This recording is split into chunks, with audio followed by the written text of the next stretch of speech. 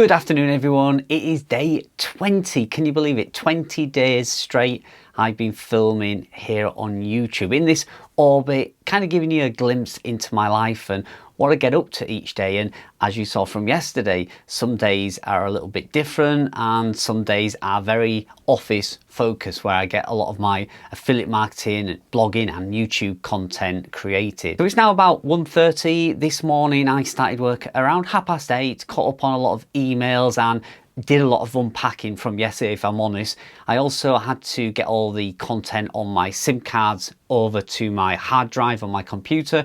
Did all that, and then I had a meeting at 10 o'clock this morning for the affiliate gathering. So I suppose the first kind of tip or information that might be relevant to you guys at the moment, if you're in the online business space, was about feedback. So yeah, the meeting I had was with the affiliate gathering team, and we were looking at the feedback that was submitted by people who either attended or paid to exhibit there.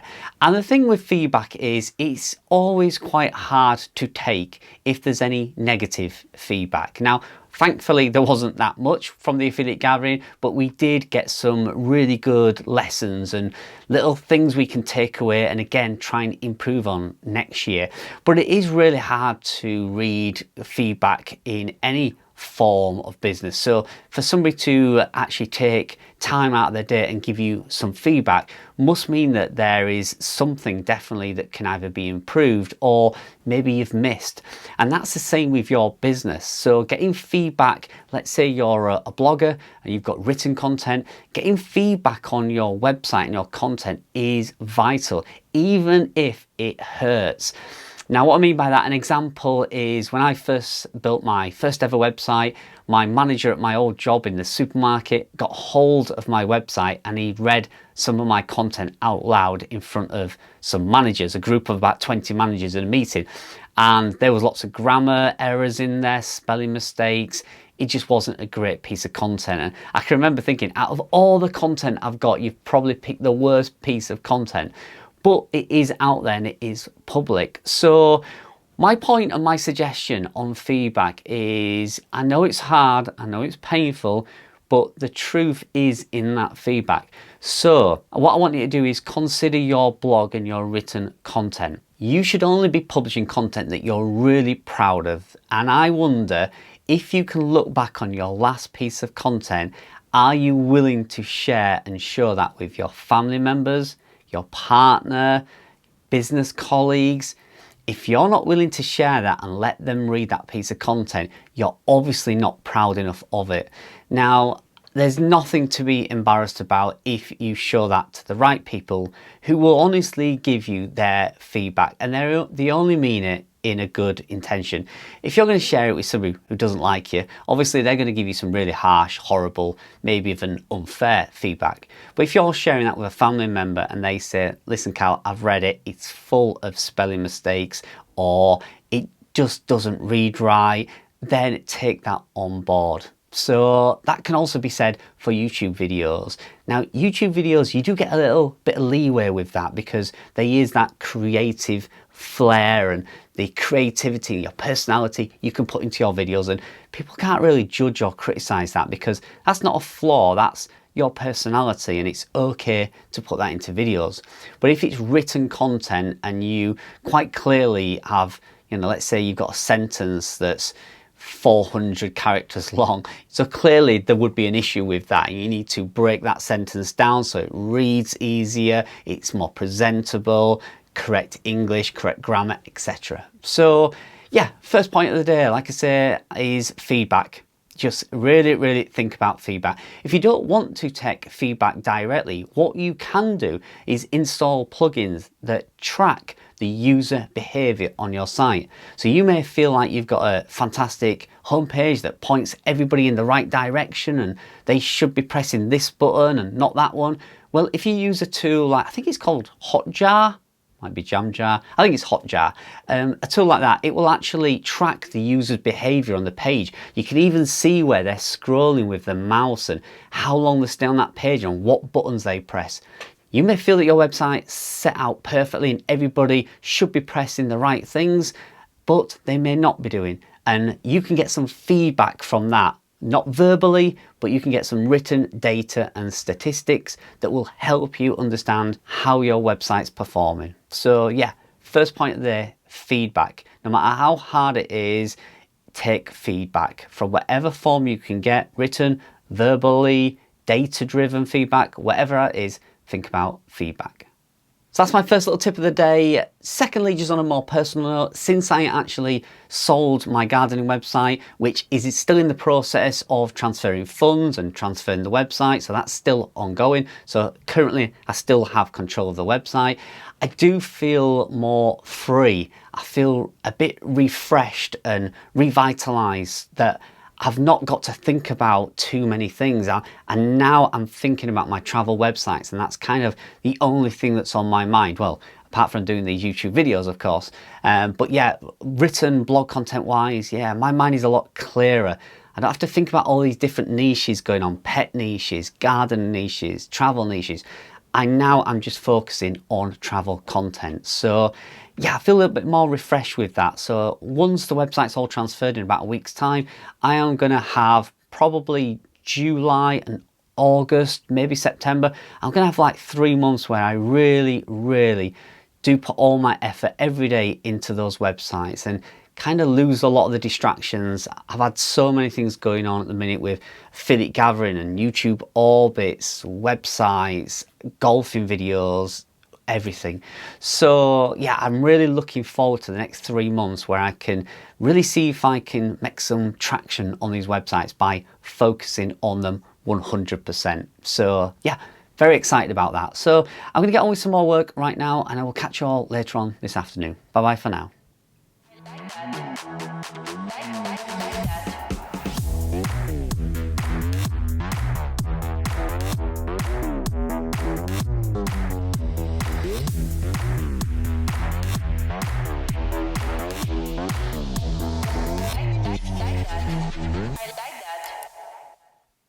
Okay, so we're back. It's about 1:45 now. I've been doing a little bit of Google analysis. I've been looking at Google Search Console and Google Analytics.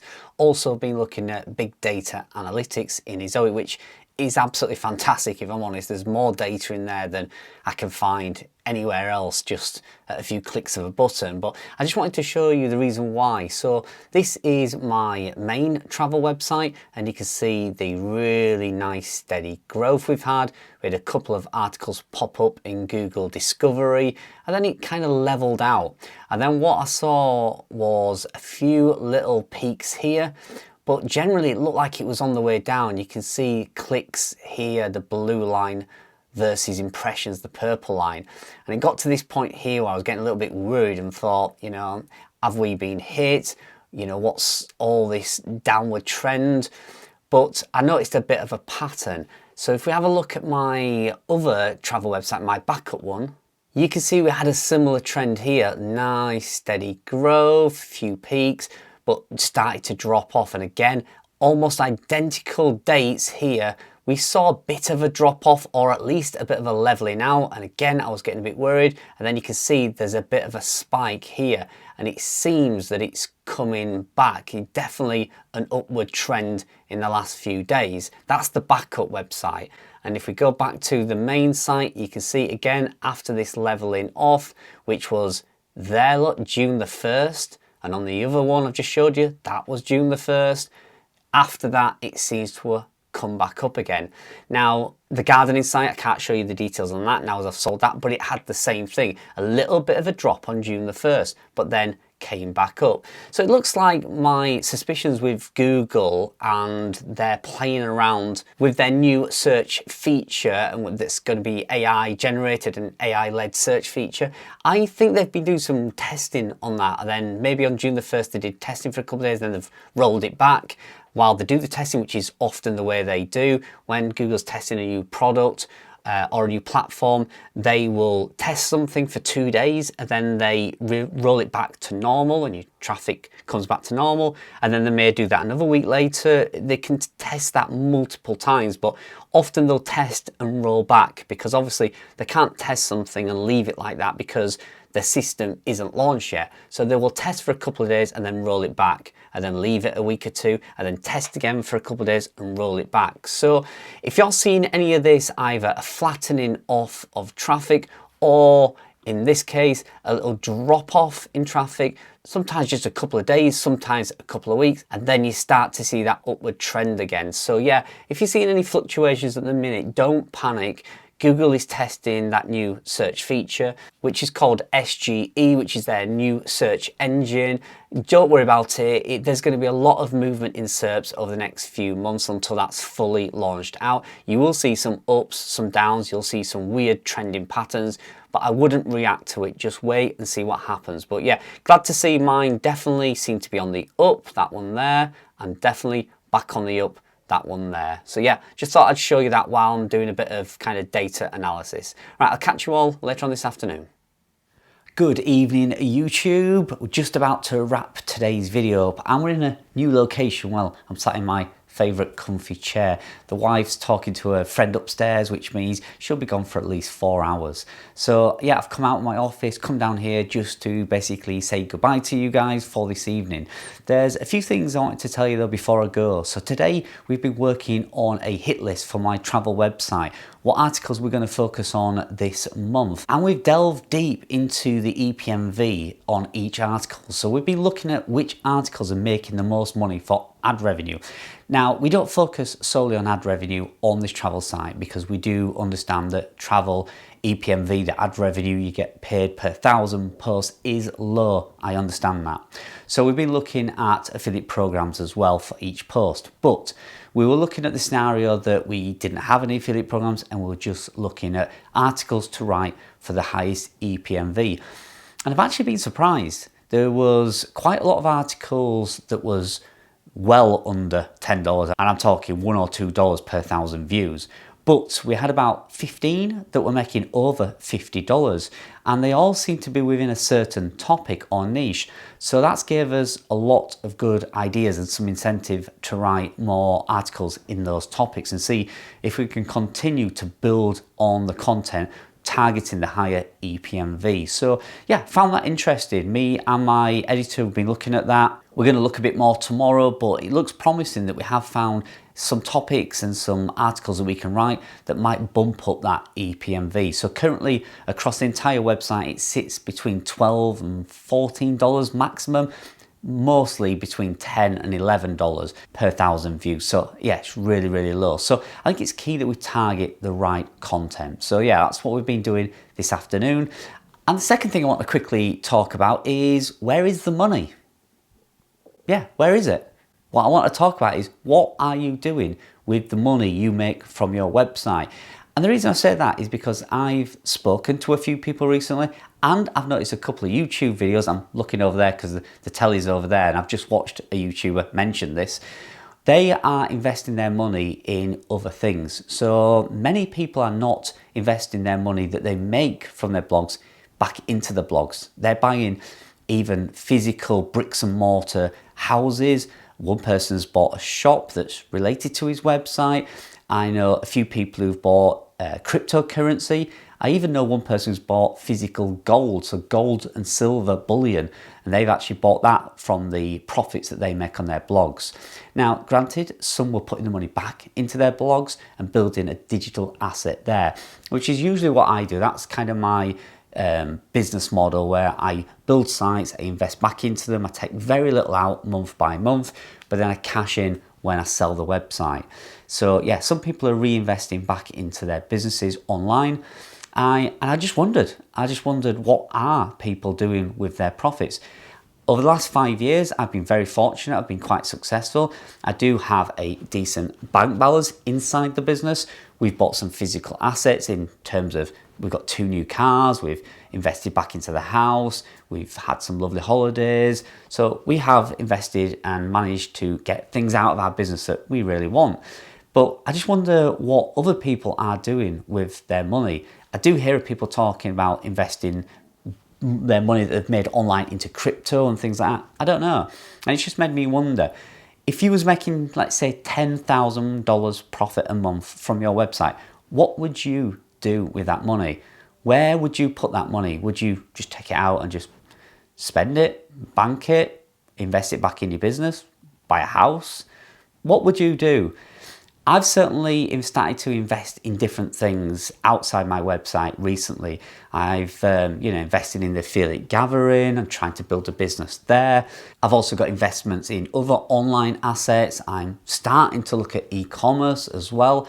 So there's lots of options you can do with the money you make from blogging. But it is good to see that people are making so much money from blogging that they can reinvest it elsewhere into different things. So yeah, comment below, let me know. You don't have to tell me your personal details or your financial status.